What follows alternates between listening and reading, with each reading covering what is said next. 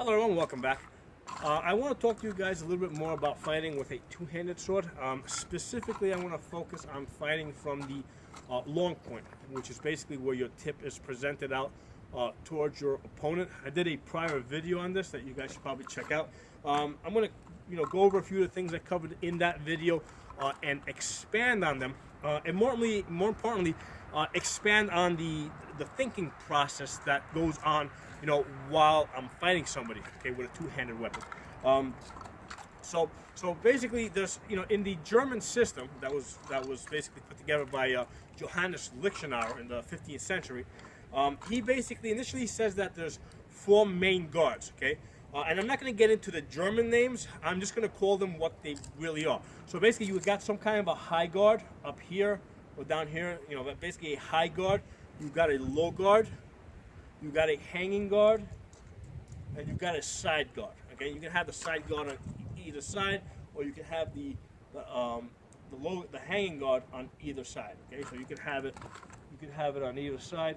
Okay, so those are the 4 guards that he says that you should fight from. Okay, and then later on in his manual, he says that there's a 5th guard that's even better, the long point guard. Okay, now why would he say something like that?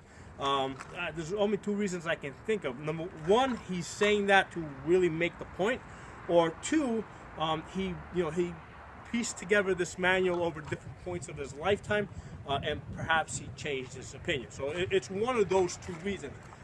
From my practical fighting, I favor this long point.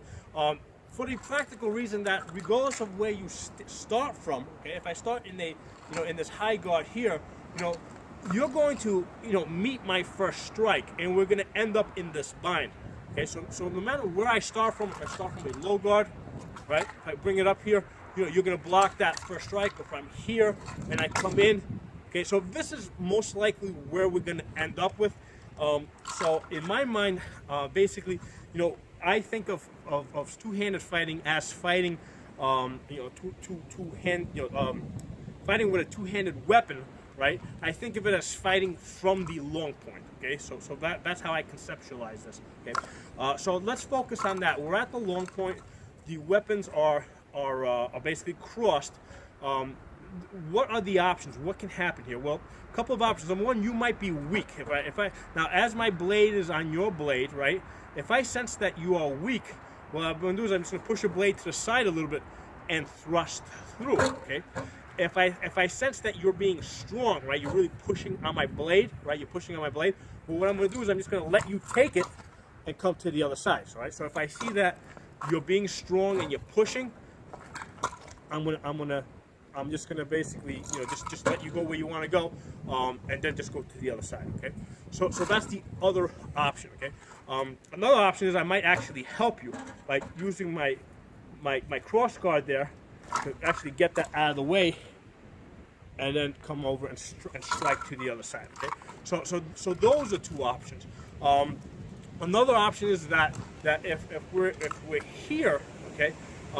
I can basically duplier. Duplier is basically where I roll my blade over and strike. Okay, it's not a very strong strike. Okay, but it will get your opponent's attention. It can be demoralizing. So we're at the long point here. And I'm keeping this part of my sword and my cross guard blocking me, and protecting me while I'm doing that. Okay, I can also do it on the other side where I can roll to that side.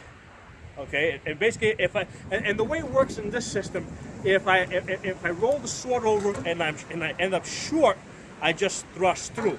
Or if I'm in closer, I'll roll it over and I'll make a cut. Okay, so whether I make a thrust or a cut depends on my range. Okay, if I'm out at distance and I meet you and I don't reach you, I'll just thrust through. Or if I end up closer, like right here, basically I'm going to just cut you rather than thrust you. But the point is that no matter what you're doing, this part of my sword has to be protecting me at all times while that part is attacking you, okay?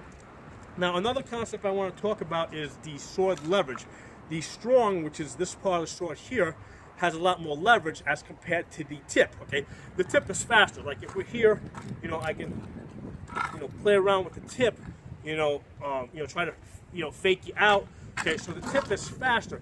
The strong has leverage, and basically what I want to do is, I want to get your tip on my strong, also known as the forte in the Italian system. Okay, so if we end up here, now we're basically tip against tip. We're about evenly matched. Okay, but what I can do is I can wind. Okay, Lichenau calls this winding, where basically I roll my sword up. Okay, I get your tip on my strong, and now I can basically just push it out of the way and thrust through. Okay, and I can do that from either side. If we're here, with the tips about evenly matched, I can come in, get your tip on my strong, right, and then I can push it to either side. And you can also do it from if I see that you're coming down here and attacking low, again I can also bring my sword out here to the side guard, or push it out here, and now have the same effect. So I want to get your tip, your tip on the back of my sword, and then I'll be able to push it to either side. Okay, so this is an important concept in sword fighting, and what we see in the later centuries, okay,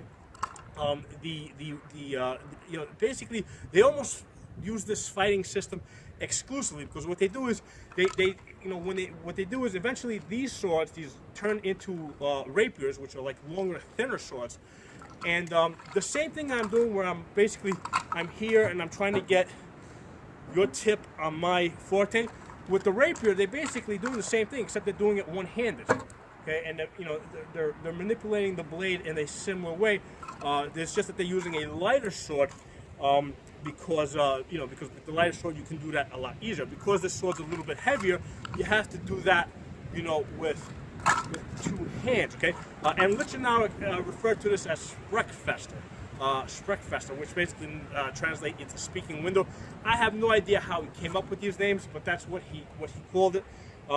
So I think that aspect of Lichenau's system, the Sprechfester, which is basically using your hilt to catch your opponent's tip and move it to the side.